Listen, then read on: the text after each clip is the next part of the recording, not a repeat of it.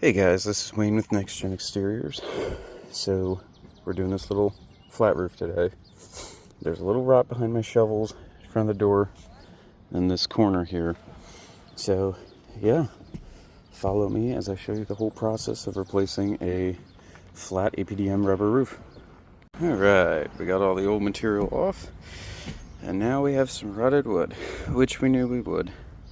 But I'm probably gonna do this whole run this sheet here because there's a big rot spot underneath that felt there that I can't get the felt off. It's just glued to it. Probably replace this sheet and then probably replace that sheet. So now I gotta figure out, pull one off and see what size it is. Alright, we got all the wood replaced, all the old fiberboard off. We got our wood perimeter on. She said they might put a railing up here at some point, so we went 6 inches instead of 4 like we normally do. Now we're going to take that turn bar off, and we're going to put our fiberboard down. Alright guys, we got the fiberboard down, all screwed down. We have our rust strip in. For those of you who don't know, the rust strip is so as over time, when the rubber expands and contracts, it can't pull away from the wall. Most of the time when we come out on repairs, the rubber comes in and up, and when people don't put this on, it is a newer product, but when people don't put this on, it is like the rubber ended up just pulling away. So that's a lot of the repairs with flat rubber roofing. But yeah, we're gonna get our sheet set and start gluing. Yep. Clap it.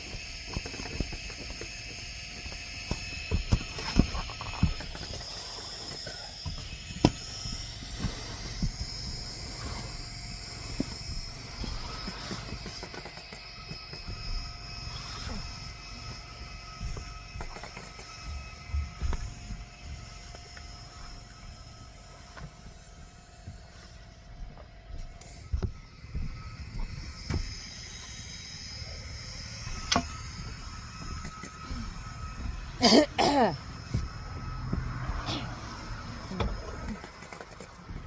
want to get seam tape stuff? Seam tape stuff. We'll put the seam tape on before we have... Alright, we got all our rubber on. Now it's going to be time to put the edge metal on and our counter flashing. We have a little bit of bubbling right here. I'm going to keep an eye on that, roll it out tomorrow when the sun's beating on it again. Sometimes that happens if you rush the glue a little bit. I got my timing wrong and it bubbled a little bit, so I'm gonna have to check that tomorrow. Might have to make some relief cuts and put a patch over it. But we're gonna grind out the mortar joint, put our counter flashing, put our edge metal on, strip everything in. We'll see how far we get with the rest of the day. It's about 6 o'clock p.m. now. Alright guys, so I'm out here the following morning and it was so hot yesterday. It was like, I think it ended up being 104 degrees.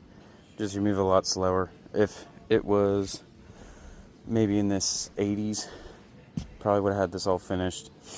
I have to finish securing the counter flashing, put the caulk on it, put counter flashing underneath that. I'm going to strip in all of this edge metal and then lap seal and patch stuff. So nothing too crazy today. I'm going to take this storm door off, and since it's supposed to be hotter today than yesterday, we're going to replace the wooden door behind that tomorrow. But yeah, so just for reference, I'm going to shoot this with a thermometer. The roof is reading 116 degrees and it is like 8:30 in the morning.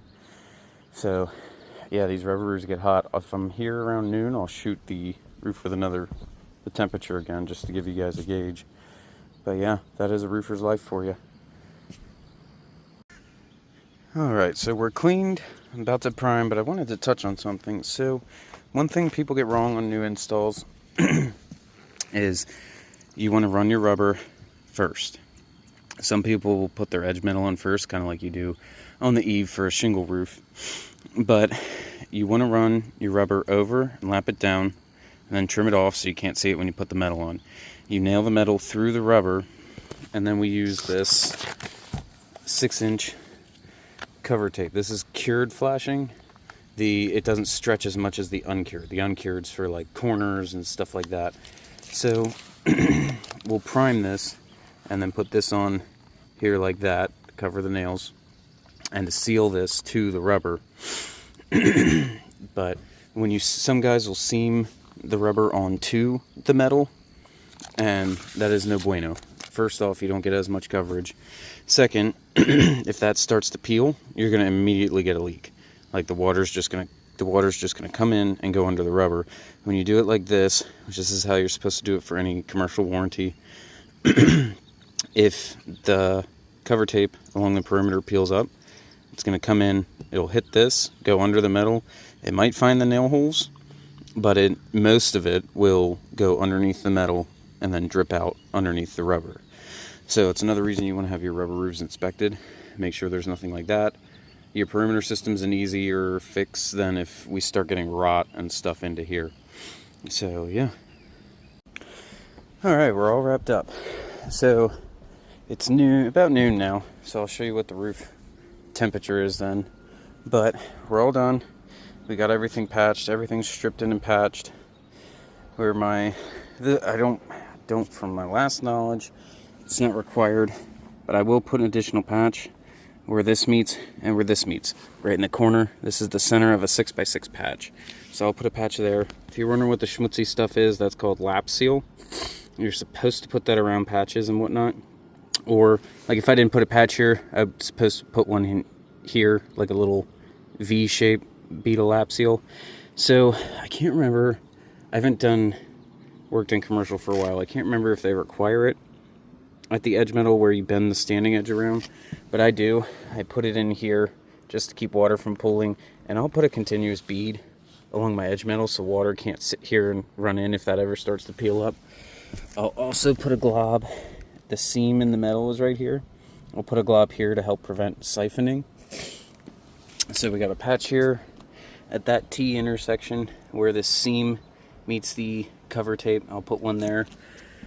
Every angle change at a seam, put one here. We sign our rubber roofs with the date.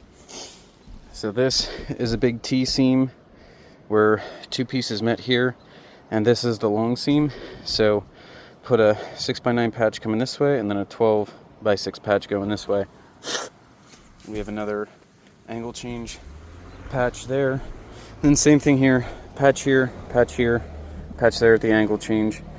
We got our counter flashing all concreted in. The concrete anchors are caulked as well. We have that's a caulky mess, but it's underneath the ledge. I don't know how well you can see that, but that's our termination bar with the water block behind it. That's the gray caulk. That stays tacky. It forms like a gasket. But yeah, so here is the completed roof. It's small. I did ended up doing most of it by myself. My wife was out for a good bit helping, but I did all the detail myself, a couple hours today. So, but yeah. And for those of you who are wondering, it's about noon. Our roof temperature is 171. Let's see if it 171, 176,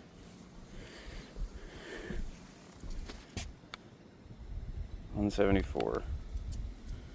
So we'll go with 176. That's the highest one. But that's how hot your rubber roof gets.